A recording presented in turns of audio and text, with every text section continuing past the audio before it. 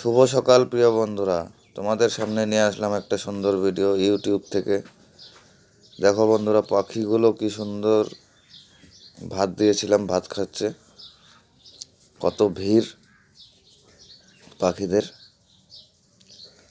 কত সুন্দর লাগে তাই না বন্ধুরা? এইভাবেই পাখিদেরকে খাওয়াতে হয়। তোমরা যদি সবাই পাখিদেরকে, পশুদেরকে এইভাবে খাওয়াও বন্ধুরা,